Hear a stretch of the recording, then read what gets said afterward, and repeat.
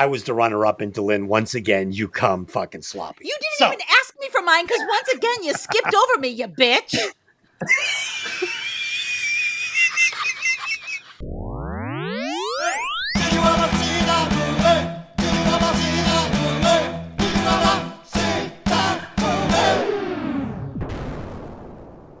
Welcome to Hey, did you ever see that movie? I'm your host, Des, and as always, I'm joined by my spunky little co-host, Dylan. Help me, Obi-Wan Kenobi. You're my only hope.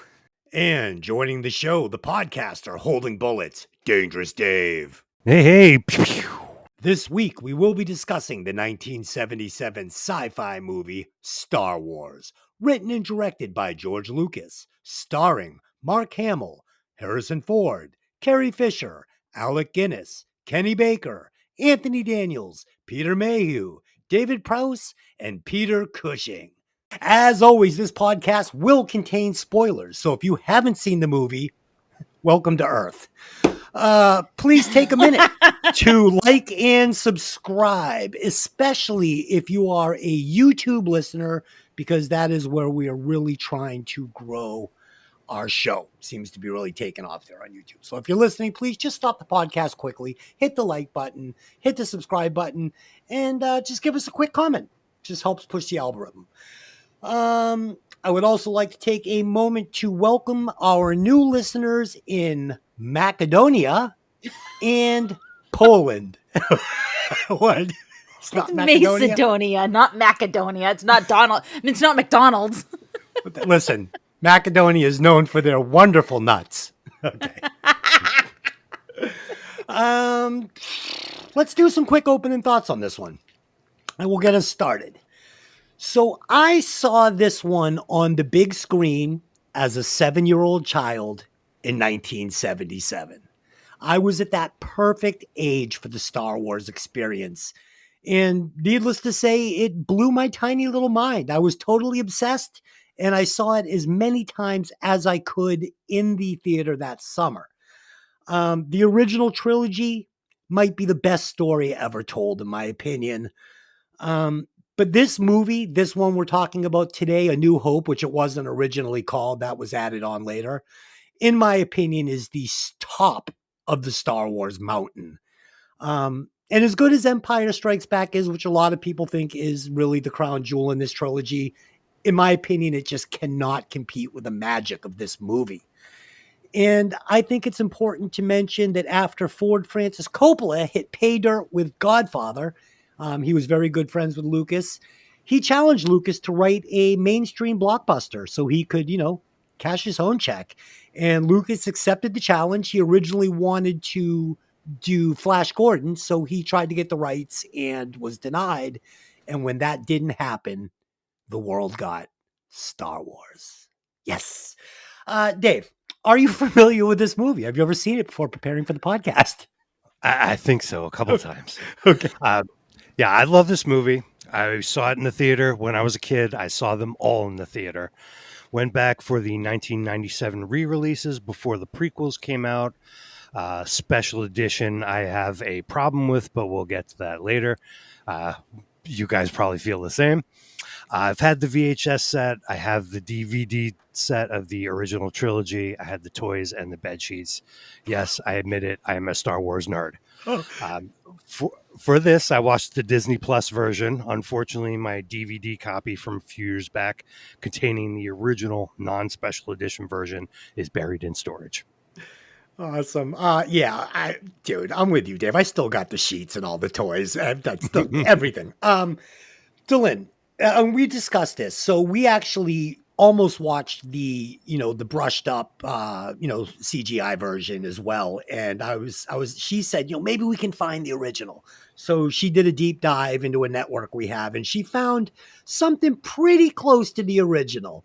There were only a couple little tweaks. And I was saying to Dylan, man, something about that old wonky way they did it. Just, it's so endearing to my heart. I prefer it with all of its fucking flaws myself, if I have to choose. Dylan, had you ever seen Star Wars before preparing for this podcast? Like once or twice, Okay. Like you do. Yeah, honestly, I also prefer the old version. I actually watched the entire new version with all the CGI bullshit, and it made me mad. Like every time I was getting angry. Like the stupid Jawas on the big thing in there, ooh, it was like it turned it into a Muppets movie. And when you watch it originally, it is not. It is not a Muppets movie. It's believable. I mean, there was one, the scene, and of course we'll get to it, but the scene when 3PO and R2 are on the Jawas, you know, Land Cruiser, whatever you call it. And the droids looked so real. Like I could believe they were droids. I believed it. Like all of the droids, the Gonk droid, all of it. I was like, this is so, it was gritty. It was real. And then you get the stupid Disney crap. And it's like, and it's not even Disney's fault because George Lucas is the one that added those things. So it's not even their fault, but it annoyed me. It annoyed me. So yeah, I am definitely a child of the originals. Han shot first. We all know this. This is the truth. We all know that's who Han is.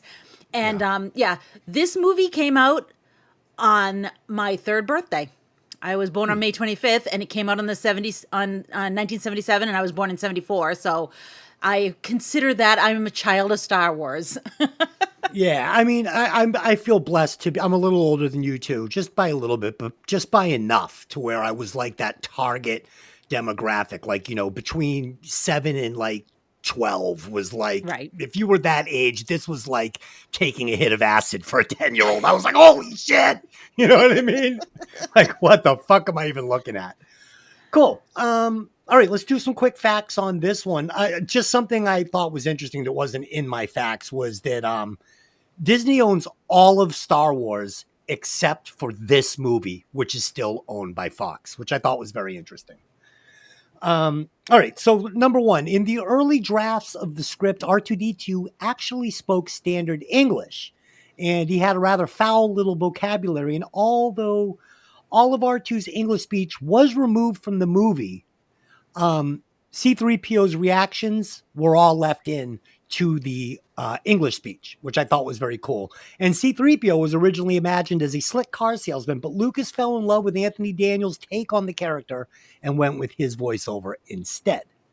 Number two, in his first draft, Han Solo was a large green-skinned alien with gills, and Chewbacca was based on Lucas's Alaskan Malamute dog named Indiana. And yes, Indiana also lent his name to the great Indiana Jones. And my final fact is this B movie made on a low budget by an unproven filmmaker received 10 Oscar nominations, including Best Director, Best Picture, and it won 6 of those nominations. So, wow, pretty impressive stuff. Dave, what do you got for facts on this? Oh, I got a bunch of stuff. I know filming you do. took place throughout 1975 and 1976 in locations including Tunisia, Elstree Studios and Shepperton Studios in England, Tikal National Park, Guatemala, Death Valley in California, and other places. When adjusted for inflation, Star Wars is the second highest grossing film in North America behind Gone with the Wind, and the fourth highest grossing film of all time. It became one of the first 25 films selected by the United States Library of Congress for preservation in the National Film Registry in 1989. Wow. Mark Hamill has confirmed on Twitter, the pants I wore in the first film were just Levi's jeans bleached out with the back pockets removed. Oh, shit. Good old Levi's. Mark Hamill is a national treasure. He was coming off Corvette Summer, right? Wasn't that the movie so, before yeah. this? Okay. Yeah. Okay. That's a good one. I like that movie. That's pretty racy. Dylan, what do you got for facts on this? My major fact is that this movie didn't look much like what the movie is that we got. It was a very different movie until Marsha Lucas's wife, got her hands on it and started editing it. And she's largely credited with making this movie what it is. You know, we kind of tried to watch a little, what was it, TX1138 or something, honey? Yeah, THX1138, yeah. Yeah, we tried to watch some of it, and it was really bad. It's a tough watch. Yeah, and I wonder if it was kind of more like that, and somehow She just had the knack, and she went on to edit some pretty big movies, and good for her, and thank God she did that, because this movie has become a piece of our pop culture history. It's a cornerstone. Pretty much anybody who's interested in any kind of pop culture has seen it at some given time. Yeah, and it's just, as you can tell, we all love this movie, and we're not going to give it a bad score. So, Well, it's funny because Coppola and Lucas were actually very good friends, and they were both kind of known for doing these like weird indie movies and stuff. And then Coppola did The Godfather, obviously, and got tons of recognition and, got paid, and it paved his way to make movies that he wanted to make. And that's why he went to his buddy and he was saying, you can make your little indie films like THX. He goes, but if you want to if you want carte blanche to do what you want, you're going to have to prove yourself by writing a blockbuster. And that's when he laid the gauntlet down and said, can you write your fucking Godfather? And, and he did. He fucking, yeah. Challenge accepted. So Yeah. nice job. No, this movie is to sci-fi what The Godfather is to crime movies. Oh, yeah. If you ask me. No, it's not totally. But you know what's great about this? It's light on the science. It's light on the science. No, which it's is more what on we the say. adventure. Yeah. It's adventure, sci-fi, but they don't ask us to they don't give these huge information dumps on how everything works. We don't need to know how this Death Star is able to zip across the galaxy. We don't need to know. It's just it's there. Good. Yeah. Well, And I'm I glad that actually, they- I hate to be that person, but I actually was like, wait a second, how did the Death Star make it to Yavin that fast? Can it fly by light speed? And I'm looking it up, and sure enough, it has light speed engines that are linked to each other, and it moves by light speed. But wait, I had to look up. but when it gets to the last 60 yards, it can only move fucking 1 inch a fucking hour. When it's trying to get into position to take that final shot, they're like, Jesus Christ, the light system is fucking broken. They've got stormtroopers out there pushing. Okay, let's not do this. Okay, so box office. With a budget of $11 million and a box office gross of $10 billion, I can't even say what kind of success this was considered. This was, in 1977, $10 billion is all the money in the world. So, wow, just incredible.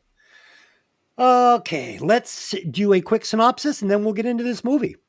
Oh, did you hear the story? Wait, did you hear the go ahead. story about Mark Hamill was talking about how it was when the movie first came out and it was starting to pick up a little steam, and him and Carrie and Harrison were on a plane to go somewhere for a thing, like a Star Wars thing. And they pull in and there's a bunch of people there, and he's like, oh, somebody famous is here. Somebody famous is here. And they were all there for them. And he was like, what? Yeah. Everybody thought this was a epic, colossal failure until they sat down in the theater and that ship went over their heads and they went, oh, okay. Yeah. I didn't understand. Yeah. So Now I get it. yeah. And it was kind of like what you said, people didn't, until his wife, went in there and edited this thing, it really wasn't looking promising. Right. And and we always talk about how important editing is to anything in the entertainment business, whether it be mixing a record or, editing a movie. A bad edit can ruin a movie. A great edit can, save it. Save it. Yeah. Okay. Synopsis. Luke Skywalker joins forces with a Jedi Knight, a cocky pilot, and a Wookiee, and 2 droids to save the galaxy from the Empire's world-destroying battle station, while also attempting to rescue Princess Leia from the mysterious Darth Vader. There you go. Lynn, take us on this adventure. All right. Our movie opens with a crawling word wall that informs the viewer about the brewing war between the Empire and the rebels scattered throughout the galaxy trying to stop them from taking over. The camera pans down to revealing a small spaceship under the fire from a much larger Imperial battleship. Imperial Senator Leia Organa of Alderaan, secretly a rebel leader, has obtained the schematics for the Imperial Death Star, a moon-sized starship capable of destroying whole planets, and is rushing home to the rebel secret base. It is her hope that the plans can restore freedom to the galaxy. galaxy. However, her ship is intercepted and boarded by a squadron of Imperial stormtroopers under the command of the ruthless Darth Vader. Later, we learn that Vader is a Sith Lord, but at this point, he's a huge, scary dude in a black mask that squeezes the life out of the captain of the ship and commands that any passengers be brought to him alive. Leia slips the plans and a message into R2-D2, an astromech droid, who then takes his counterpart C-3PO, a protocol droid, and jumps ship on an escape pod. Leia is taken prisoner, and when brought before Vader, refuses any knowledge of any plans. He has her taken into custody, and when he learns of the jettisoned escape pods, figures the plans were hidden on board. Darth Vader sends his stormtroopers down to the planet of Tatooine to retrieve the plans. So this ship coming over your head, and the little tiny ship, and it goes, and it goes, and it gives me chills. To this day, I've seen it 1,000 times. Doesn't matter. Gives me chills. And this is your first time seeing Darth Vader. Like, I remember when I was a kid, this made me shit my pants.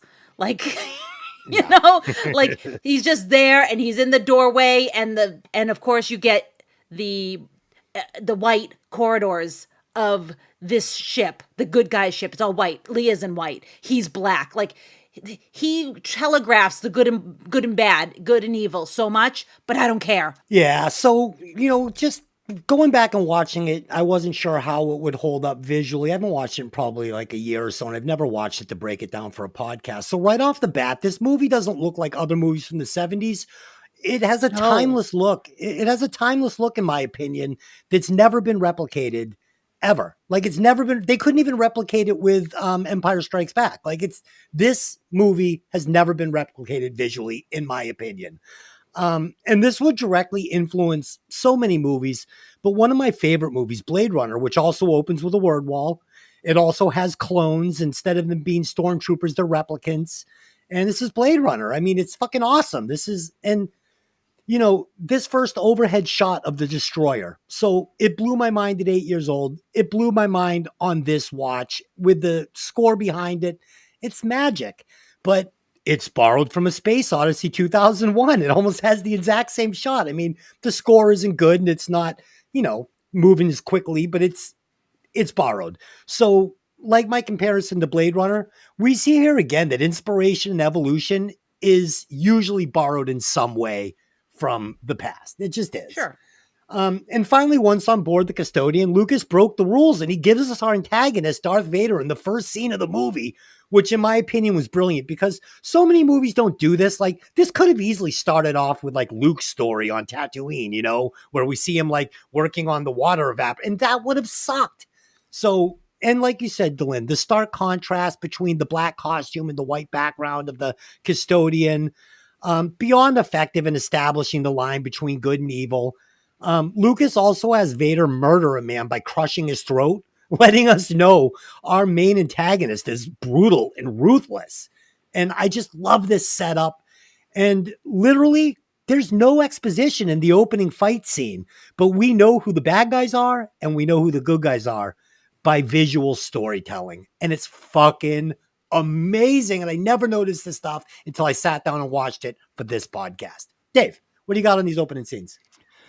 Well, as soon as I see that classic "A Long Time Ago in a Galaxy Far, Far Away," followed by the logo and the music, instant chills every time. Yep.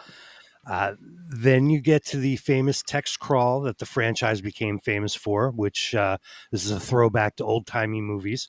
Writer-director George Lucas was inspired by fairy tales, westerns, and 1930s sci-fi serials like Flash Gordon, as well as Fritz Lang's 1927 film Metropolis. Oh, yeah. Akira Kurosawa's, I'm sorry if I'm butchering that, Okay. Kurosawa's 1958 film The Hidden Fortress, and old World War II movies like The Dam Busters and 633 Squadron. We did mention before how he wanted to make a Flash Gordon movie, but couldn't get his hands on the rights, so he just made up his own. Initially, in this crawl, there was no title. Following The Empire Strikes Back, Star Wars was re-released in April of 1981 with the subtitle Episode 4, A New Hope. According to Dennis Murin, who worked on the first 6 films, crawls on the original trilogy films were accomplished by filming physical models laid out on the floor. These models were approximately 2 feet wide and 6 feet long, and the camera would move longitudinally along the model. So it sounds like a big hassle until they came out with CGI and could just type that right in. Yeah, Right? Dave, you know what though? It's almost like the difference between like when they used to make records on analog and you had to play everything perfect and there was no pitch control and they couldn't cut and paste like great vocals in everywhere. It's like you're getting a different chorus every time on analog and you're getting the same shit here. Yeah, there's more character to it. Totally. Rather than just, flat computer stuff. Like digital perfection. Yeah. Right. So then we see the stormtroopers for the first time. They're pretty intimidating. However, if you look at the backs of their legs as they're moving away from the camera, right before we see Princess Leia for the first time, you'll notice the seams on the back of their leg armor. look pretty janky to me. Yeah, it's okay.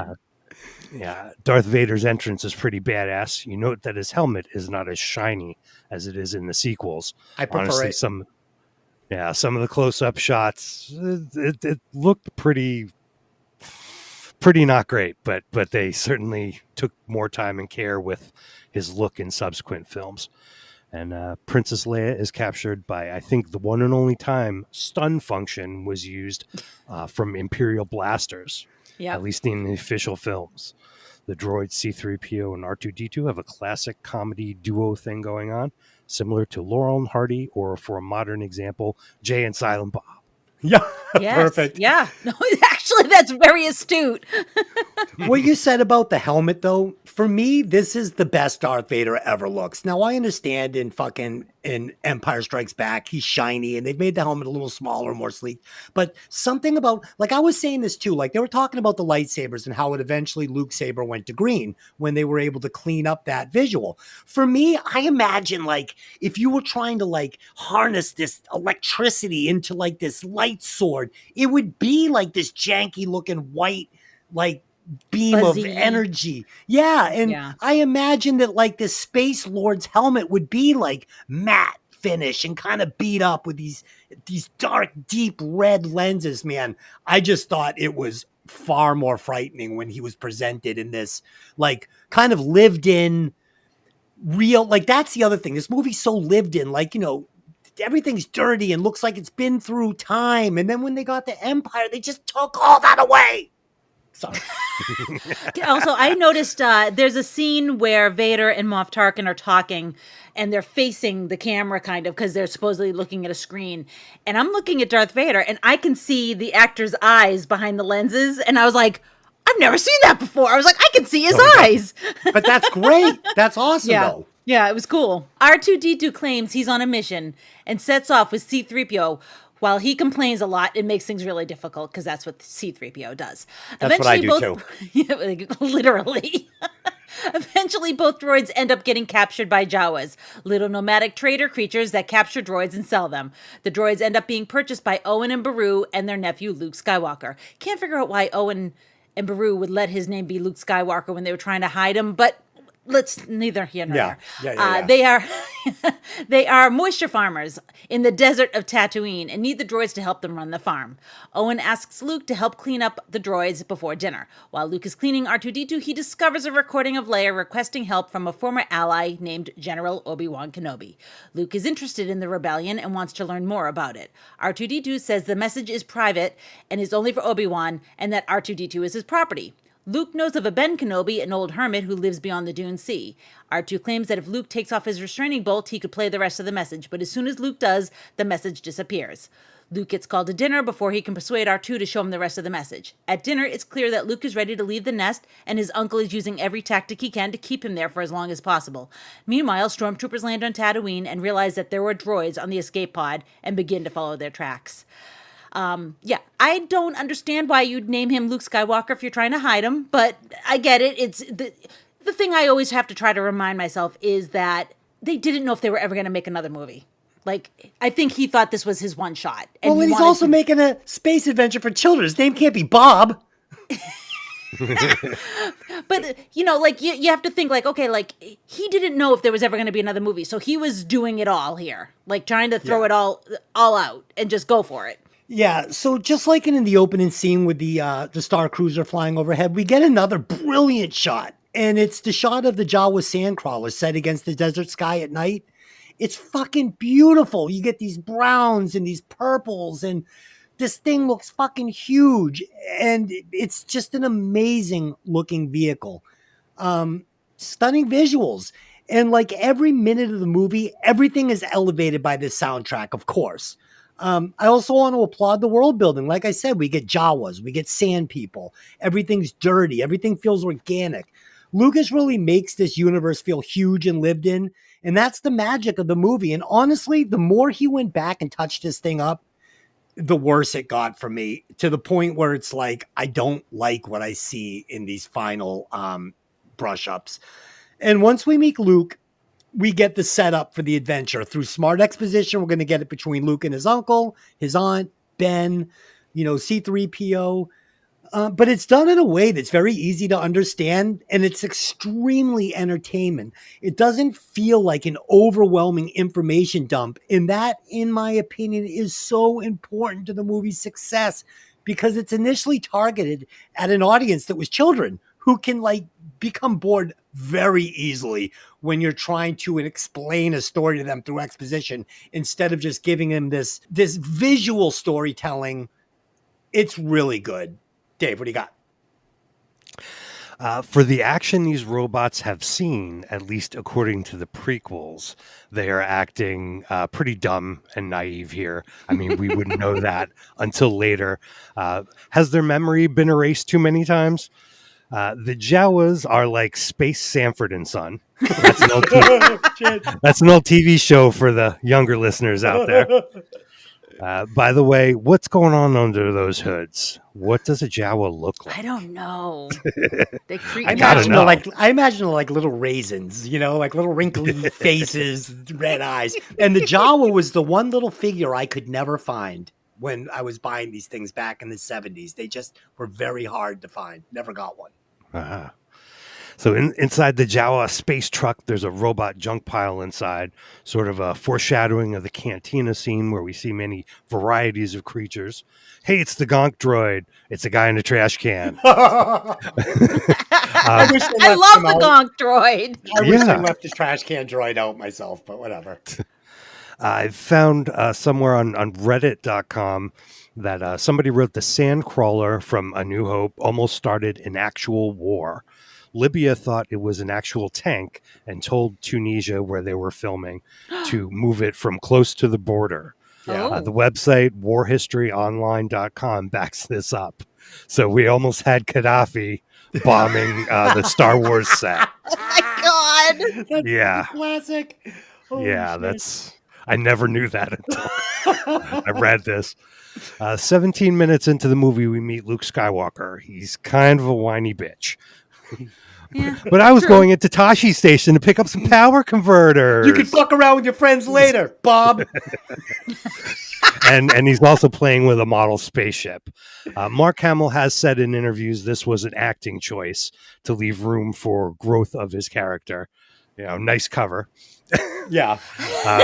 The knowing looks between Uncle Owen and Aunt Beru and the little bits of information, Owen answering questions with grunts and then maybe even lying about it, create a great mystery about who Luke's father is and who is this Obi-Wan person. As a first-time viewer, maybe Obi-Wan is his father. Who knows? Obviously, his parental figures are protecting Luke from something, keeping him away from any action. After having knowledge of the entire Star Wars saga, we know Uncle Owen and Aunt Beru had been tasked by Obi-Wan to protect Luke and keep him as far away from the Empire, and specifically Darth Vader, as possible. Yeah. This section ends with the classic shot of Luke looking out at Tatooine's twin suns at sunset, which an Esquire.com article suggests is a metaphor for light side / dark side, and also the twin children of Anakin Skywalker, which we'll learn about in later movies. Mm-hmm. Yeah, that's another one of those scenes, Dave. And this is what was so mesmerizing, is just the way he'd set up these scenes throughout the movie. Like I said, the sand crawler, the fucking overhead shot of the thing, and then this thing of, Luke looking out with it's beautiful. It's fucking beautiful. Flynn, keep the adventure going. I Light will speed. definitely do that. I will definitely do that. Ludicrous speed.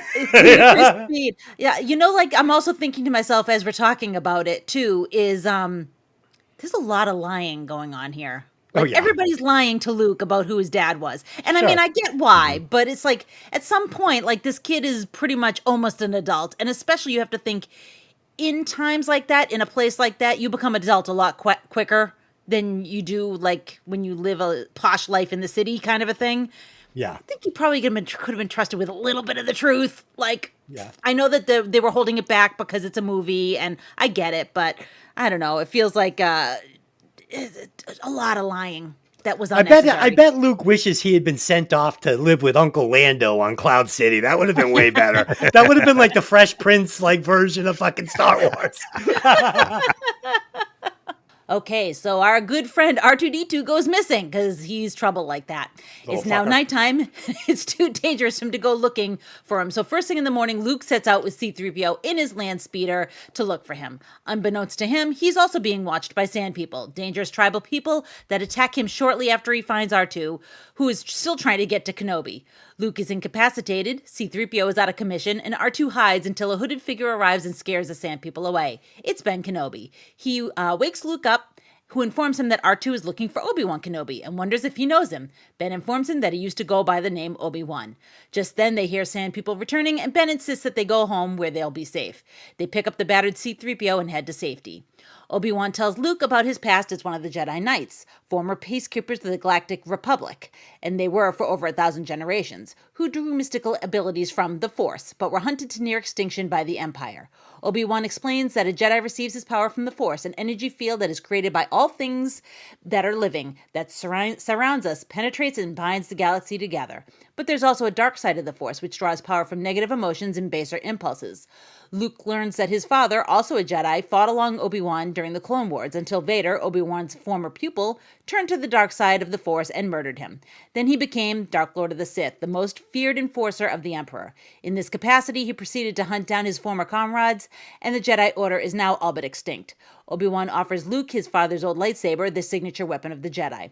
R2 finally plays Leia's full message, in which she begs Obi-Wan to take the Death Star plans to Alderaan and give them to her father. Luke initially declines Obi-Wan's offer to accompany him to Alderaan and learn the ways of the Force, but he's left with no choice after Imperial stormtroopers murder his aunt and uncle while searching for the droids. There's a meme that goes around from time to time, and it's Obi-Wan giving this lightsaber to Luke. And the first thing Luke does is takes it and looks directly down the barrel of it. And it's just like, oh, Luke. Yeah. You sweet summer child. It's so He bad. is. He's simple. He's fucking simple Jack. There's no question. Yeah. So again, I'm going to commend Lucas for his characters. And in my opinion, these are some of the best characters ever created. And I'll tell you why. Dave, you're right. Luke is whiny, R2 and C-3PO. But here's the deal. So they're so important to the movie's success because C-3PO and R2 and Chewbacca are comforting and they provide comic relief to the younger crowd, right? Yeah. But at the same time, Lucas is giving the adult audience a super dark war story of dictatorship and genocide that's entertaining while still appropriate for children. And this is master movie making. And why this thing is one of the greatest movies ever made, because a 10-year-old kid was bonkers over this, and their 40-year-old dad was also bonkers over this. It appealed to fucking everybody. And the way Lucas showed the brutality of war with these scenes like the slaughtered Jawas and the burning of their bodies and the destruction of a planet and Luke's murdered parents smoldering on their front porch while still making it work for his target audience of children by cloaking it in stunning visual sci-fi effects. Unbelievable. Top-notch storytelling. Just great. And I still laugh at the line from the movie. So when he says he said R2, says, Obi-Wan Kenobi, and C-3PO says, he says he belongs to Obi-Wan Kenobi. And fucking Luke goes, I don't know an Obi-Wan Kenobi. I wonder if he means Obi-Wan Kenobi out by the dunes. He says, old Ben Kenobi. Like, you think Obi-Wan and old Ben might be the same Kenobi? Of course they're the same fucking Kenobi. And during breakfast, Luke's aunt, Beru, says to Owen, Luke has too much of his father in him.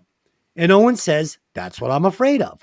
I feel like Lucas was tipping his hat pretty hard that Vader was Luke's father, especially when you couple it with the fact that we see Vader immediately. And you couple it with Ben telling Luke he knew Vader and his father at about the same time. They were both Jedi pilots. I mean, we had no clue, though. We had no clue. Don't you remember the hullabaloo when Empire came out? But that's what blows my mind, because I think in modern day, it was tipped a little harder than we all saw. And of course, Lucas does use a little misdirection here by saying Vader killed Luke's father, which is a metaphor for what actually happened. You know, Sure. He imploded. But looking back on this, it's really kind of written on the wall a little bit. Wouldn't you say that these days viewers are more trained to be looking for the twist? Yes, 100%. It wasn't a thing back then. And I think that's why this time watching this for the breakdown of the podcast, I went, wow, I can't believe we were all that surprised. You know what I mean? We're super surprised. Maybe we shouldn't have been. And then finally, this scene where we get Vader's backstory from Ben is brilliant. It immediately draws Luke, our protagonist, into the adventure on a personal level and creates the iconic foil between Luke and Darth Vader that is a slow burn through 3 movies that kept us coming back again and again, and ultimately ends with the best twist reveal in cinematic history. And let's not forget the introduction of the lightsaber, the best sci-fi weapon ever presented on the big screen. And for the record, I have 2 Black Series lightsabers mounted to my wall with these special fucking Death Star wall mounts. It's the Luke and the Vader ones. I've got the posters framed. I've got the miniatures. I'm fucking a complete Star Wars idiot. Dave, what do you got on these scenes? Sorry. This was destiny. Right. So we get to see some Tusken Raiders and a Bantha. That's just an elephant wearing a costume, by the way. Oh, God. Perfect. Perfect. Yeah, the Raiders are also known as Sand People. However, I believe the Sand People tag is largely being phased out in more modern Star Wars projects due to political correctness. Luke gets attacked. Oh, good point, though. Good point. Yeah. Yeah, Luke gets attacked by the Tuskens. Quite scary back in the day. Yeah, terrifying. The shot. Yeah, you don't know what they look like under there either. Nope. The shot of the one guy raising his gaffy stick up in the air was actually accomplished by reversing the film back and forth to get that movement. Once you see it, you can't unsee it. Right. It's great, though. Yeah. Ben Kenobi's entrance, making creepy sounds and possibly using the Force, scares away the Raiders. The modern edit sound he makes is terrible and awful. Goofy. I listened to a comparison on YouTube, and there's like 4 different ones, and it gets worse and worse every time they screw with it. Just leave it alone. Yeah, the original, like, hey, fuck off. Yeah, the original was way better. It was a combination of an electronic and animal sort of sound, kind of like what you'd imagine a approaching crate dragon might sound like, which would definitely scare off some rando sand people. Sure. Stop fixing this movie. It was fine in 1977. Also, in modern versions, they digitally add rocks that R2-D2 hides behind. Very unnecessary. Anyway, Why? we're wondering. Yeah. There's no reason for it. Just because. I don't know, Dave. We've added too many guitars to songs. So like maybe just one more little lick right here.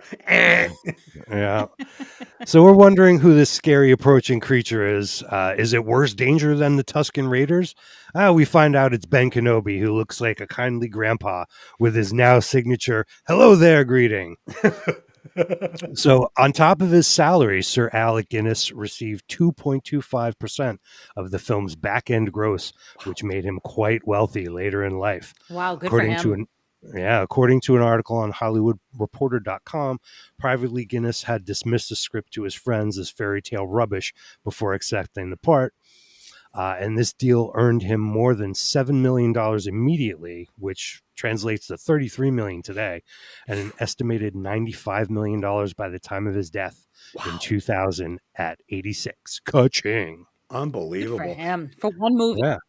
There were some good, there were some good and bad business choices made. So the studio made some bad choices. Lucas and Guinness made some good choices. Lucas wanted to do, he said, just give me the marketing. So I get everything we do, toys, stuff like that. And at the time, the only toys that were really out on the market were Planet of the Apes as far as a movie deal. And they didn't sell. They just sat on the shelves. So, the studio said, fuck it. You want to make fucking, the stupid little dolls? Go ahead. No one's going to buy them. Yeah. Um, Multi-zillionaire. so, dude, he could buy and sell fucking Bezos. Oh, well, actually, no. I think Musk is actually the richest man, even more than Lucas. But Once they get back to Ben's house and they get talking about Luke's father, Obi-Wan, without any words of caution, hands Luke a deadly weapon. nice. Luke was, we touched on this before, but Luke was mere inches away from lopping C-3PO's head off and taking out the entire wall. Don't think to say, hey, kid, be careful with this. Luke has never even seen a lightsaber, much less handled one. These things must have also had a heck of a battery just to start up with no problem after sitting in a junk drawer for years. Can I get one of those for my phone, please? Right? The lightsaber props we see in the movie are actually made from old camera parts. Specifically, Luke's lightsaber handle was made from an old Graflex camera flash. Finally, we see an Empire roundtable. These guys are basically space Nazis. Oh, yeah. If you haven't figured that out already. Vader force chokes some fool who decides to get lippy in a work meeting. Poor Vader doesn't get a chair. They make him stand. Fuck's that all about? I think he wants to stand. I think he thinks it's intimidating. So, Dave, the Tuscan Raiders, isn't that a UFL team? United States Football League? Sure. So, Lynn, continue this adventure. All right. Needing transport off the planet, Luke and Obi-Wan travel to the spaceport of Mos Eisley. We get our first look at the Force in action as Obi-Wan easily convinces the stormtroopers that stopped him that they're not the people that they're looking for. Later in the cantina, Obi-Wan makes contact with a Wookiee named Chewbacca, who is the first mate aboard the Millennium Falcon. The captain, Han Solo, a smuggler indebted to a local mobster Jabba the Hutt, agrees to take them for the promise of 17,000 credits, which would be enough to get him out of trouble with Jabba. Luke and Obi-Wan leave when the stormtroopers arrive, led by the quick-traveling word of the man with the lightsaber in the cantina, because he had just cut someone's arm off. Han is stopped before he can leave by Greedo, a bounty hunter working for Jabba the Hutt. Apparently, Han had to dump his shipment due to an unexpected Imperial boarding. As Greedo points a blaster pistol at Solo, Han insists that he has the 8,000 credits he needs to cover the loss. Greedo suggests that Solo give it to him as a bribe not to turn him over to Jabba, forcing Han to admit that he doesn't have the money on him yet. Solo quietly removes his laser pistol under the table and preemptively fires and kills him. Luke sells his land speeder to raise money for their initial payment to Solo. They head to the docking bay. Luke is worried to discover that the Falcon is a piece of junk, but Han assures him that the trip has got it where it counts. The intended peaceful departure is interrupted when stormtroopers appear and open fire. The troopers on the ground are not the only issue. They are pursued by an Imperial cruiser, but Han manages to jump to light speed before they can get caught. As I said before, Han shot first, and I don't want to hear any bullshit about anything else like that. But in the new edit of the movie, they put the stupid scene back in with Jabba at the Millennium Falcon, and it fucking sucks. It ruins it, because he's already had this conversation with Greedo. So he has the same conversation with Jabba that he just had with Greedo. It's a pain in the ass. You don't want to sit through it. It made me cringe through the whole thing. I just wanted it to go away. Yeah, it's excessive exposition, and it's something that this movie does not have in it. They were so fucking, yes, they were so good about editing this movie down to giving us just what we need to understand the story from an exposition point of view. And this is one of the few instances where they dropped the ball. Yeah, well, I mean, obviously that wasn't in the original. That was just in the redo or whatever, but I hate it. The original did have it. It didn't make it to the big screen, but it was shot with an actor. Oh, yeah. Yeah. So the Mos Eisley scene, so damn good, and we get two more linchpin characters in Han Solo and Chewbacca. We get Han for the adults, and we get Chewbacca for the children. It's fucking brilliant. We also see that Ben is unable to manipulate Han Solo with the Force when he says, "No questions," and Han literally laughs in his face like, The fuck are you doing, you weirdo? Like, like it's just not working. And this tells us that Han is a total badass.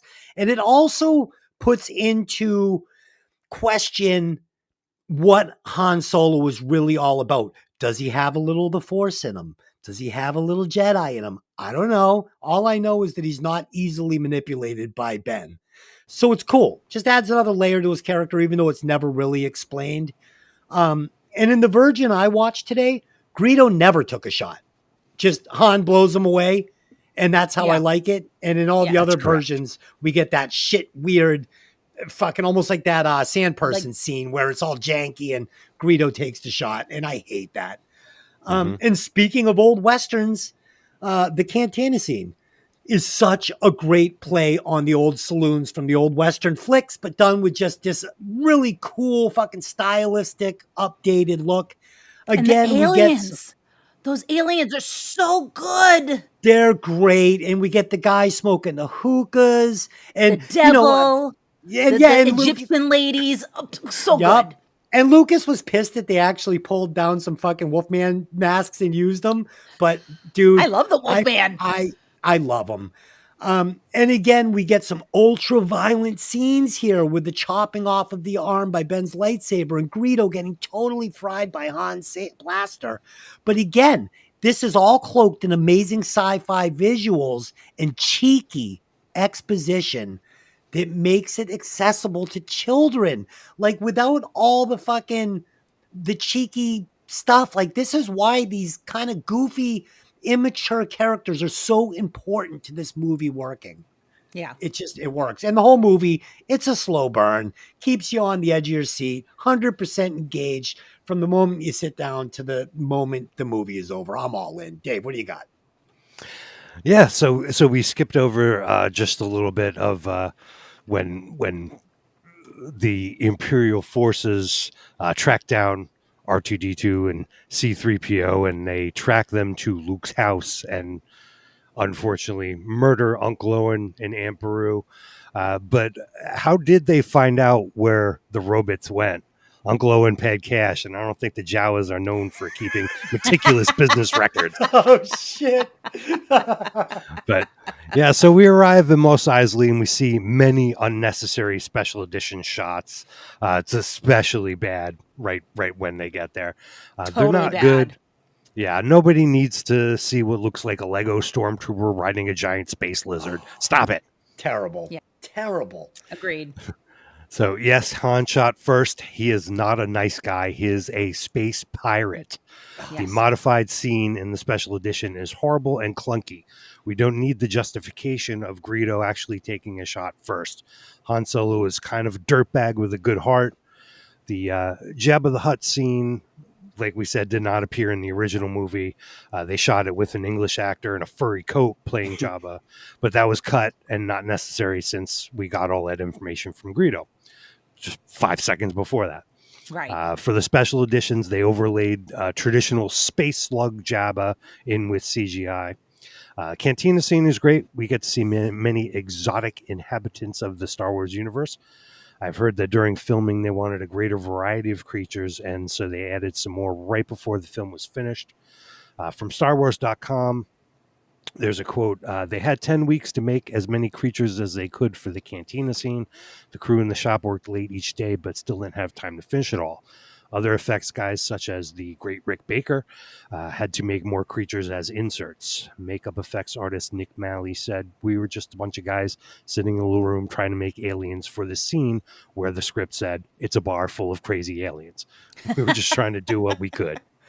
The music is great. Cantina band seem like some cool cats. They just play their tunes, and when some trouble goes down, they are all like, I'm Paul, and this is between y'all. You know what the music is called, right? Have you guys heard this? No, what's that? It's called Jizz. Oh, nice. Nah. It really is. Schmutz? Jizz. Instead of jazz, it's Jizz. And Nice. I swear to God, I'm not making that up. I like Oh, that. boy. So, troublemakers hassle Luke and Obi-Wan, shows some badass gangsta skills after efforts to de-escalate the situation fail. Han Solo is boastful and brash, but has his own problems and desperation. In order to meet the required deposit to hire Han and Chewie, Ben tells Luke, "You'll have to sell your speeder." Luke responds with, "That's okay, I'm never coming back to this planet anyway." Spoiler alert, he does. In Return of the Jedi. So, yeah, later on, it's funny to us. I also love Han's quote regarding the Millennium Falcon after Luke says what a piece of junk it looks like. May not look like much, but she's got to where it counts. Tell that to my lady when I take my pants off. Prepare for disappointment. Oh, fuck. Dave, Lucas broke his own rule here with this when he redid this movie and added Jabba the Hutt. His whole thing is fucking doing like you said. This trick they used to do back in the old days. When you're a little kid, you go watch this movie and the movie, would end on, this car just about to plummet off the edge of a cliff. And that's where it would leave you for the week. Like the old 60s Batman shows. And, he gives us this mention of Jabba the Hutt. And we all want to know who Jabba the Hutt is. And the old Lucas would make you wait for Return of the Jedi to get that reveal. And instead, he's going to fucking, by giving it to us in this first movie, you're just undoing. Yeah. So I felt like he lost a step later in his career. Wasn't quite as edgy, but I guess none of us are. Aboard the Death Star, Commander Grand Moff Tarkin tells his commanders that the Emperor has dissolved the Imperial Senate permanently, and that ends any remaining bits of the Old Republic. The Empire plans to use the Death Star to sow fear in the galaxy. Darth Vader is given the task to locate the rebel fortress. Vader interrogates Leia regarding the location of the base, but she resists the mind probe and gives nothing to Vader. As the Death Star becomes operational, Moff turns it towards Alderaan, Leia's home planet. They bring Leia to the bridge and threaten her with destroying the planet if she refuses to tell them where the base is. She relents and tells them the name of a planet, but Tarkin deems it to be too rinky-dink a planet to make their point, so he destroys the planet with its millions of people on it anyway. Yeah, like you do. Later, when they find no rebel base where she said it was, Tarkin orders her death. Back aboard the Falcon, Obi-Wan senses the disturbance in the Force the moment Alderaan is destroyed. He is already training Luke how to use the Force and his lightsaber despite Han's jabs at them. Han does not believe in the Force and tells Luke he'd be better off with a blaster. The Falcon comes out of hyperspace to find nothing but the debris of the destroyed planet. They are captured by the Death Star's tractor beam, and Vader believes they're trying to return the plans to Leia or to the planet that is now gone. I found it really interesting that Carrie Fisher just had this one scene with the guy that plays Grand Moff Tarkin, and he's a very traditional English actor. And, she has to say to him, "I recognized your foul stench when I was brought on board." She's like, meanwhile, the guy literally smelt like lavender and linen. She's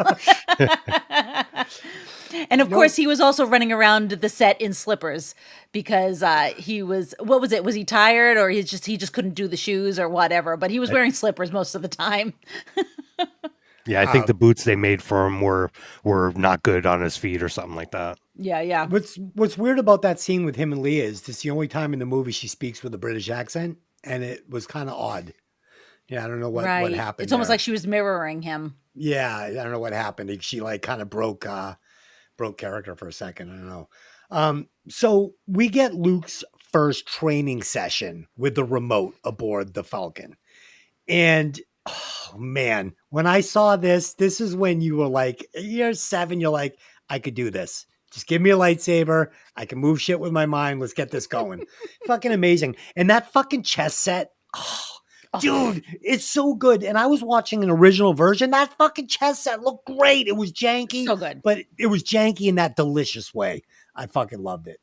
And, I played chess my whole life, including when I was little. I started learning to play chess when I was like, probably 7 or 8, right around the time this movie came out. So for me, I was like, I want that chess set. So we have to discuss the Death Star and Grand Moff Tarkin. This Death Star weapon and this army is obviously, like Dave said, a play on Hitler and Nazi's Third Reich. The helmets, the outfits, the stormtroopers, all of it. Right down to the slaughtering of an entire defenseless race of people on Alderaan. And I had forgotten just how dark and sinister this plot and these characters are But again, this is what makes the movie the best story ever told. Lucas didn't pull any punches, and the stakes were as high as they get.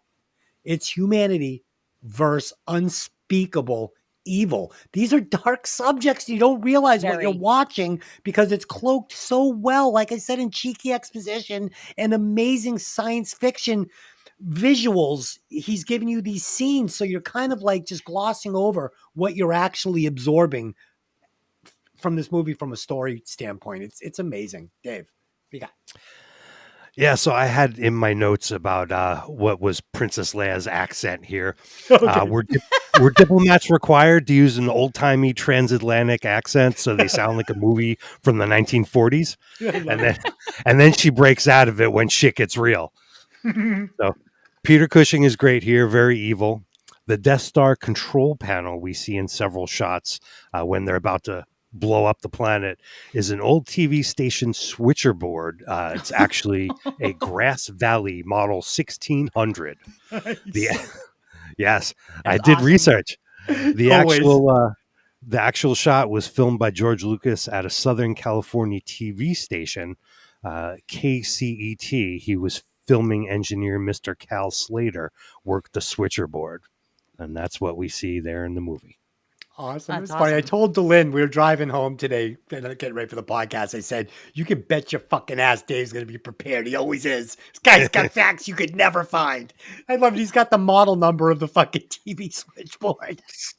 Sure, you can Fucking go out and amazing. find your own, build your own Death Star. Shit, yeah. Dude, when they push that fucking lever down, it's the best. It's the best, yeah. Jerry. The best, I tell you. That and when Obi-Wan is doing the tractor beam thing. Yes. Like I love both of those. It's so believable. And you know that these are literally just things they cobble together with crap they found around, you know? Yeah. And I love it.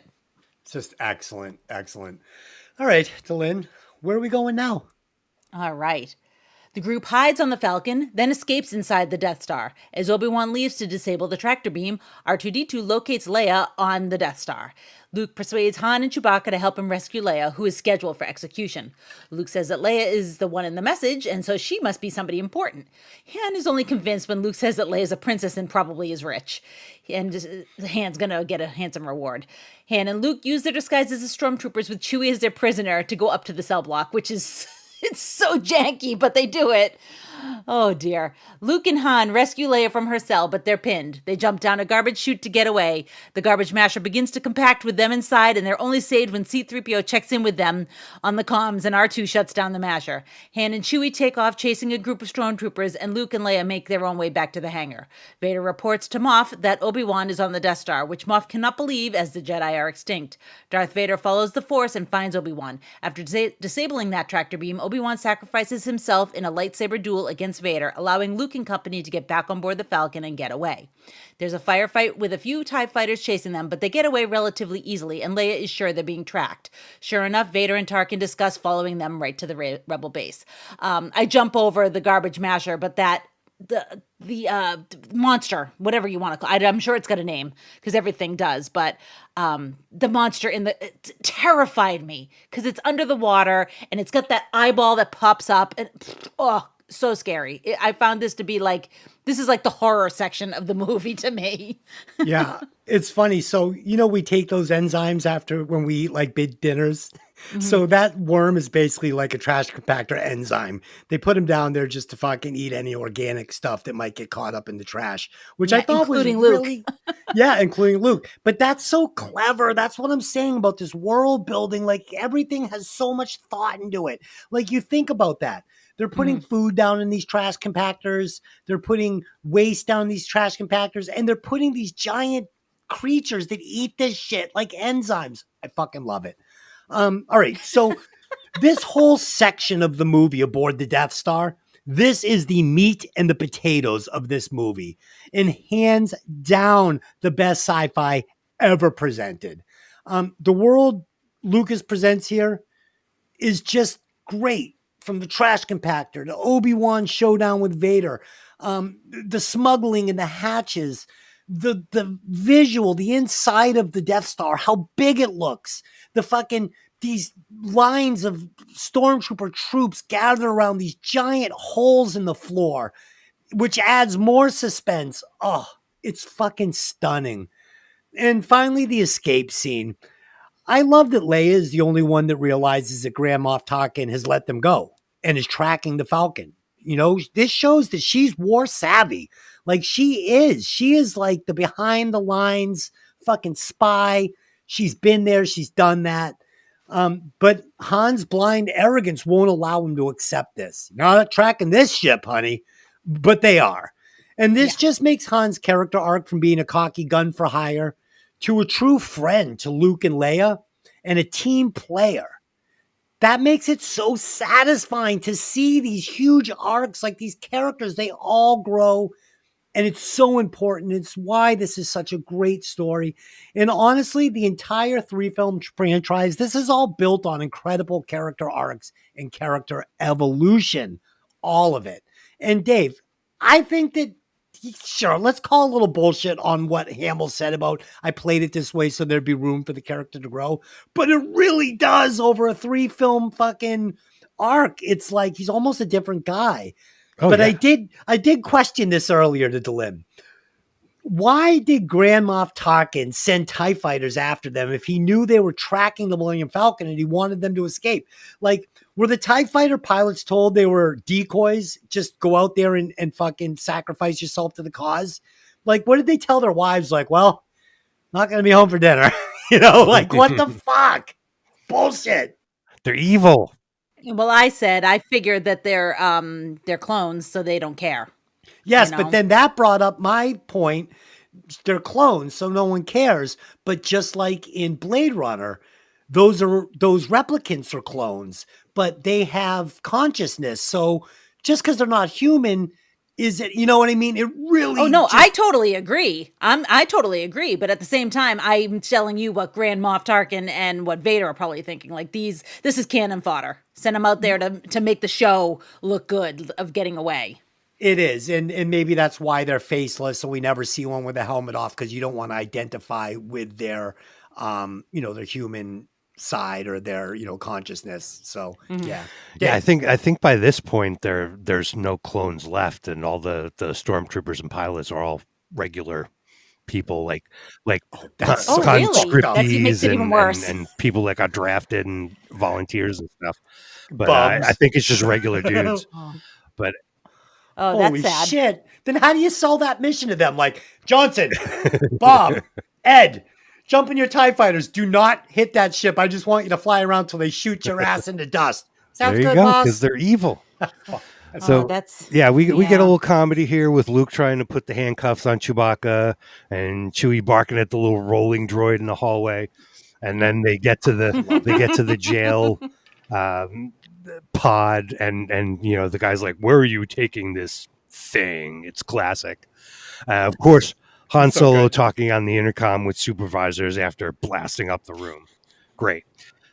Negative, largely very dangerous. Don't come in here. So Luke, it's fun that the princess basically rescued those guys who were rescuing her. Going down into the garbage pit. There's the infamous stormtrooper smacking his head on the door frame while they're busting into the room with the droids. Everybody's seen that one. If you haven't, look out for it because it's great. Also, those maintenance panels for the tractor beam are an OSHA nightmare. No railings anywhere. How do they have insurance on the Death Star? And then we get to this other scene where Luke and Leia are trapped between the walkways with a large chasm in between. They shoot some of the stormtroopers coming from the other side. One of them falls and dies, and we hear the infamous Wilhelm scream that would be used in most every Star Wars movie. Ben Burtt, who is famous for his sound work on these movies, made the Wilhelm scream well known in this 1977 Star Wars. It originated in a 1951 Warner Brothers film called Distant Drum. Luke uses the grappling hook from the Stormtrooper utility belt that he was wearing to swing across to the other side. When I was a kid, between Star Wars and Batman, I was obsessed with grappling hooks and utility belts. I mean, Oh shit! maybe every little boy from that time was, or maybe I'm a weirdo, but it was the thing. Did it ever result in a trip to the emergency room? Thankfully not. Okay. I couldn't get my hands on a grappling hook, so that was probably good.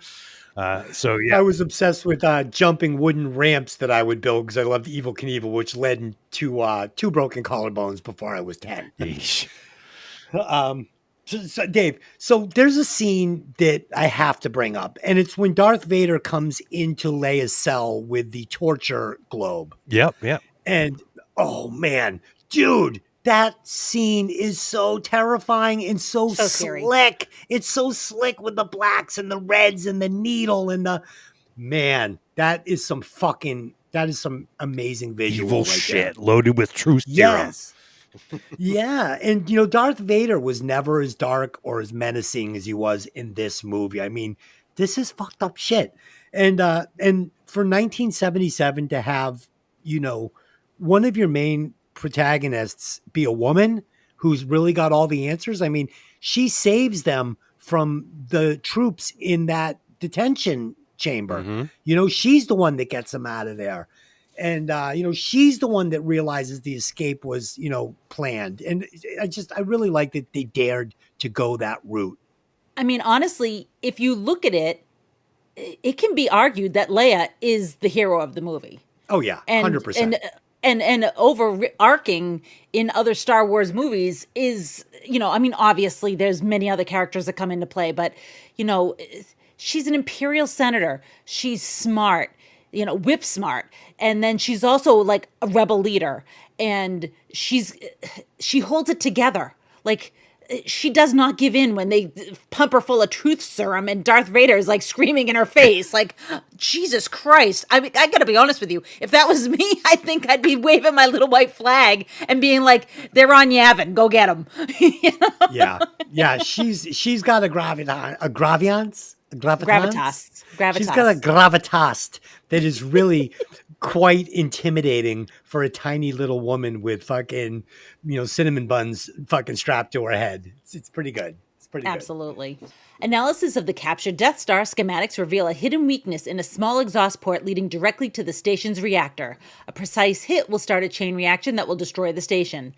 After collecting his reward for rescuing Leia, Han leaves the rebels to pay off Jabba. The rebels plan their attack on the Death Star as they detect its approach toward their moon.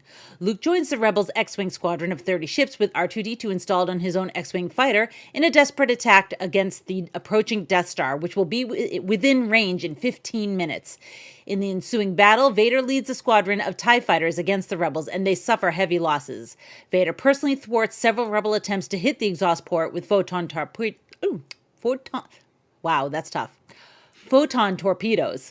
Luke is on the last run before the Death Star will be in range of the rebel base. Han and Chewbacca unexpectedly return to aid them in the Falcon, knocking Vader's ship off course before he can shoot Luke. Guided by the voice of Obi-Wan's spirit, Luke uses the Force to aim his torpedoes into the exhaust port, causing the Death Star to explode moments before it can fire on the rebel base. Obi-Wan's spirit reminds Luke that the Force will always be with him. In a triumphant ceremony, Leia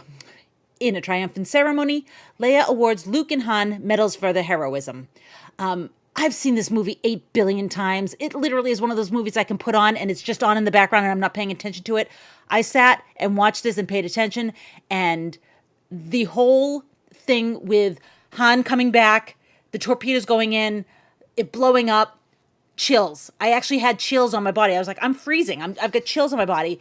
And then I started crying during the ceremony. I've seen this thing 1,000 times. Why am I crying? Your guess is as good as mine. You're crying because it's the ultimate fucking hero payoff. It's the most beautiful thing I've ever seen. It feels wonderful. It feels wonderful. So the final act of this movie is full of drama. Dave, we've talked about it already. It's a war movie. This is fucking, kamikaze planes going in on fucking battleships in the Pacific. I mean, that's what this is, and it's so fucking good. We get the doomsday clock as the Death Star moves into position to take the shot. We're not told why it moves so slowly now, but I never ask any questions. I never demand anything from this movie. I don't want to do that with this I movie, mean, so I will not. as far as I understand, they've gone into orbit around the planet of Okay. Yavin, and the rebel base is on a moon that's also Right. orbiting, but it's smaller, so it's going to come around faster, and they're going to then be able to shoot them without nicking the planet. I feel like you could have put in some GPS coordinates and got a little closer. Yeah, so this is your classic David versus Goliath setup. I love it. We get the spiritual aspect of this movie, which is, it's explained all the time. It's Buddhism. It's fucking, we're all connected, the universe. And this is going to be, echoed in this final scene where we get Ben talking to Luke from what I presume is like the astral plane, really great stuff. We get the hero payoff. Han returns to save his friends when we think that, that friendship is over. Leah's kind of poo-pooed him for, being selfish and going to take care of himself, which I think anybody would have to do.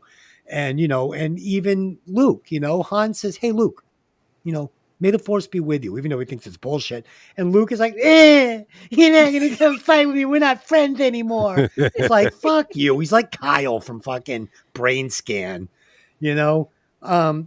and of course, Darth Vader at the end, hurling through space, setting us up for another adventure. It's an old school cliffhanger ending, like I said before. This is one of the best endings I've ever seen. I wanted the next installment more than life itself.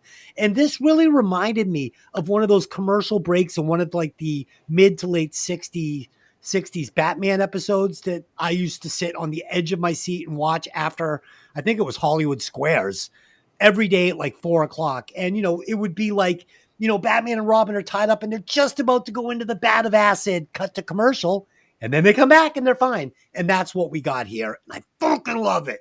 Dave, what do you think about the final climax of the movie? All right, so going back to the lightsaber duel between Darth Vader and Obi-Wan Kenobi, if you look closely, Vader swings right through Obi-Wan's lightsaber when he kills him. So that was kind of a whoopsie. Yeah. Yep. Did he shut the saber off? No. No, he No, just I thought holds it Ben up like shut it this. off. Oh, he just holds it up. He was just holding it and he swung right through everything. And so, we can't think about this stuff too much because, No. it. No, it was So- perfect. It's forgivable. There's a Yeah, reason. It's a kid's movie. So back at the Rebel base, we meet Biggs, who originally had a larger part in the movie as one of Luke's buddies from back home, but an entire storyline was cut from the final film. So just going on this movie, we have no idea who this dude is. Yeah. Yeah. I believe he had like 4 friends, and they actually like had scenes. I think Koo Stark was one of the actresses that played one of his friends, and all of it got cut. All of it. Yeah, And you had and let's Biggs and be Wedge honest. and all of them. That Luke is a 19-year-old virgin that's been living on a fucking desolate planet with his aunt and uncle and a bunch of little fucking raisin creatures. Like, he saw Princess Leia. She was 2 inches tall. Like, you couldn't even make out what it was. And he's like, yeah, we got to get off Tatooine and find her. Like, you know what I mean? Holy shit. Dave, go ahead. Yeah, so the impressive Death Star explosion was filmed by blowing up a model and having a high-speed camera sit underneath with the explosion radiating out and having sparks and junk fly down towards the camera. And then when this is played back at normal speed, it gives you that impressive slow-motion explosion. Yeah. Love it. Medal ceremony at the end.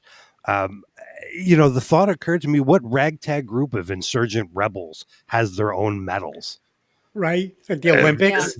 Just saying. and of course, the classic gripe, no medal for Chewbacca. Yeah, fuck that. Dude, Dave, hang on. One question. So Chewbacca's like 300 years old, right? Something like that. I feel like he should have been I feel like he should have been the fucking owner of the Millennium Falcon. And fucking Han should have Han been is working the for him. dog. Han is the dog. Over 300 years, you'd think this thing would get a little fucking respect. He's been on the planet longer than fucking anybody. Yeah. So Chewbacca is his first mate because Han saved him at some point. So it's like a life debt, blah, blah, blah. But they talk about how It's almost like a man and his dog, but Han is the dog and Chewbacca is the man because Han is going to die and Chewbacca is going to live for another couple of hundred years, Absolutely. Fuck that. Disrespecting Chewie. Dave, sorry. Continue on, my friend. Yeah, it's no fair, but yay R2D2, who was damaged in the Death Star battle, he got repaired and is okay. Everyone has their curtain call shot, and we're out. So Star Wars was completed less than a week before its May 25th, 1977 release date. Wow. With all the films coming together, all the film's elements coming together just in time, Lucas described the work not so much as finished, but abandoned. I feel that's a little unfair, but sure. Star Wars began production with a budget of $8 million, and the total budget eventually reached $11 million. Yeah. I do love watching the old videos of them doing the practical effects. Like the men standing basically on the surface of the Death Star, and they're doing the little, little X-wings, and the explosion's like poof. It's like this little tiny little poof, but when you blow it up, it looks huge. And I just love I love the practical effects. I know I said this when we did The Thing, and I say it all the time. Don't get me wrong.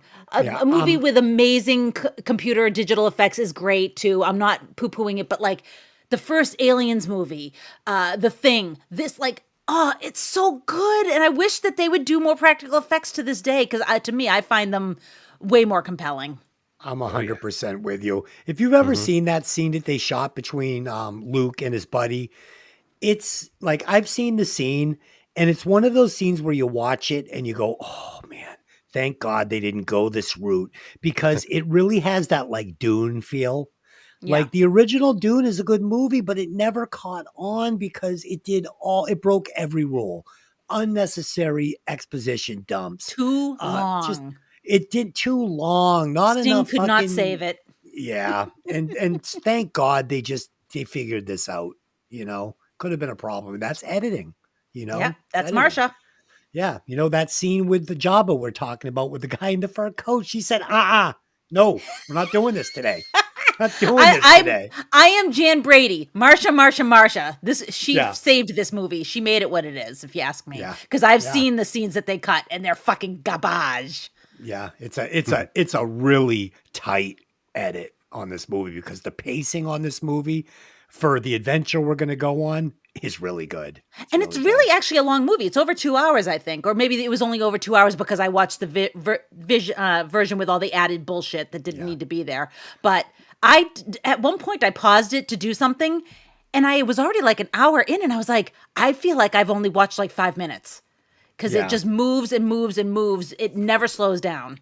Yeah. And, Lucas, he was so smart. He borrowed from so many great stories. I mean, you get the Lord of the Rings here. You've got the wizard. You've got the fucking young kid from the Shire. I mean, he's just a smart guy. And he made it all work. And it looks super original when you watch it. Yeah. All right. So that's it. I think we've broken this movie down. I think we did a good job. I think everybody brought the force to this one. So let's recast it, and then we will do our alternate endings and score it. So I will recast it. I would replace Alec Guinness with an older Chris Christopherson, maybe in his late 50s. I mean, he's got the beard. He's got the long scruffy hair. But he's still got enough tread on the tire, and he's still kind of like a little more rugged. And I just like it. I think it stands up to the foil of Vader better. Chris Christopherson is turned into your new Sean Penn. You have literally named him like 5 times recently. And I think that we could also replace Harrison Ford with Sean Penn. Dave, who are you going to recast in this movie? All right. Well, I mean, this is really tough to recast anybody. Agreed. One of the people that I heard auditioned for the role of Han Solo was, or that they wanted to get was Al Pacino. So I'm not sure how that would go over. Yeah, Luke. I'll take you to Alderaan. I don't know about that one, but alternately, we could. James Earl Jones as the voice of Darth Vader is fantastic, and I love him. Um, but what if they, left David Prowse, who was the physical actor who was Darth Vader? He was an English guy, and he would have sounded much more polite. Have you heard it? Have you? Oh heard yeah, what it- I've seen the cut scene, Okay. and Yeah. it's quite Okay. odd. But if you check out, if you search Eddie Izzard Death Star Canteen, you get a whole comedy routine about Jeff Vader, and Yeah. it's Dave, pretty good. Look it up. have you seen the little thing on YouTube where they had done the final shot with Prowse in the mask, and they redid it and did the makeup and everything and shot it? It's really interesting, and they premiered it at like some movie theater in England or something. And yeah, it was really cool. Didn't hear see about it? that.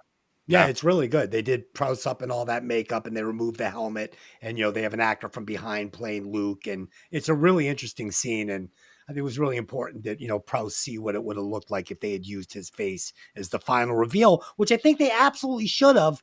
But I guess there was a pissing war going on between him and Lucas, and Prowse was saying things he shouldn't be saying, and kind of got ousted. Yeah. Right. And they used, Yeah. I believe it was Sebastian Shaw in Yeah. Return of the Jedi, right? Yeah. And how Yeah. disappointing was that when we saw that? And it was a broken old man by that Yeah. point. Yeah. It was fitting Yeah. for that point. He just but- looked like such a fucking like science teacher. He's all fat and bald. Like, I don't know, man. He I wanna looked like see a baked something a potato little- that had been left in too long. Yeah, I want to see something a little cooler than that at the end.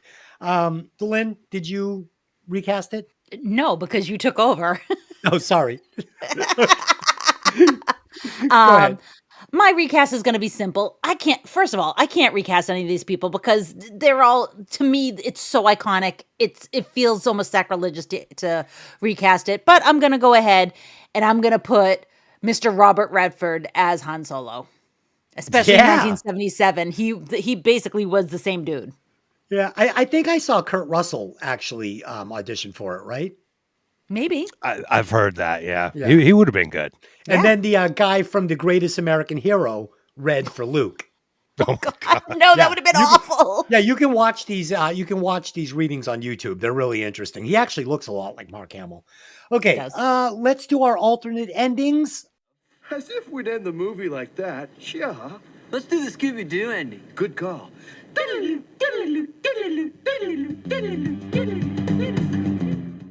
I will go first, and mine have been amazing every week, I have to say. And this one is no different. So, alternate ending. Luke breaks off after firing the kill shot on the Death Star and goes after Vader. Vader is forced to land on a nearby planet due to his ship being damaged. And the final scene is Darth and Luke standing 10 yards apart, facing each other with their lightsabers drawn and glowing. A classic cliffhanger from the old 1960s Batman episodes. That's what I got. Not bad, right?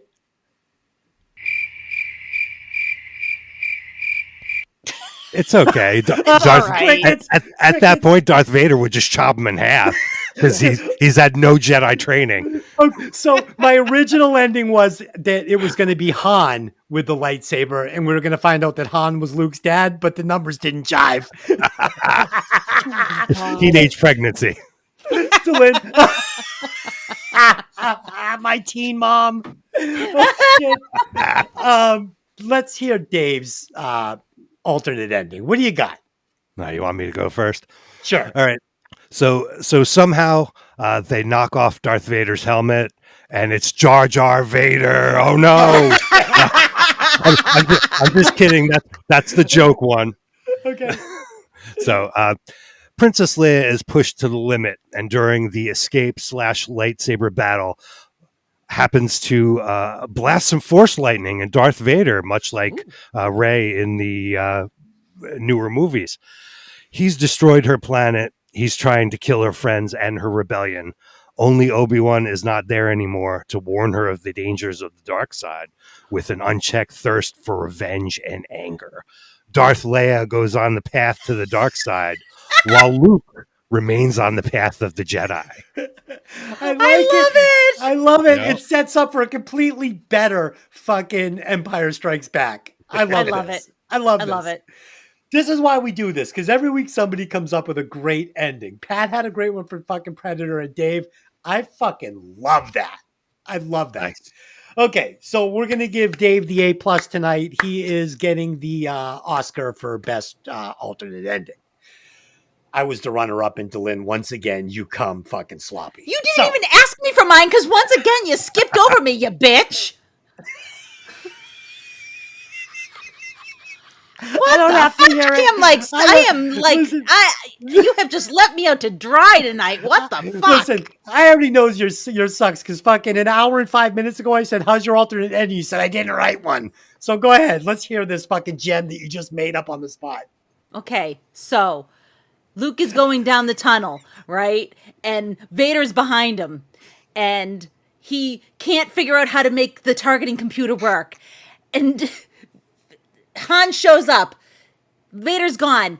And all of a sudden, little baby Grogu appears and goes, I will send and he sends the torpedo down and everybody rejoices. Nice. Yep, no. For the listeners, Dylan is holding a baby Grogu up in the counter. And that's the automatronic one that actually moves and does all the bullshit. Pretty fun little thing. Okay. Okay. That's cute as There we hell. go. Let's do some Okay, final what do I get thoughts for and- wait a second, what's my grade? Is that better? That no, that doesn't even count. That's Oh, that was not a real awesome. Please, alternate ending. bitch, please. It was Listen, better than yours. no. Yours sucks. That's Yours ends with Luke dying. no. You don't know what's Dude. gonna happen. Vader would have killed Luke. You know it. Well, I we know would've it. had to Dave find knows out- it. Mr. Jinx Grogu knows it. Okay, Grogu let's knows go. it. Final thoughts and rewatch score. So like I said in my opening thoughts, this is the greatest space adventure story ever told. The look of the film is pure magic. The characters are some of the best ever imagined. So my rewatch score for this is a perfect 5. And I would like to put this at the top of the list, even above our other 5s. That's what I got. Dave, how do you score this? 5+. 5+. So yeah, this is simple good guys versus bad guys.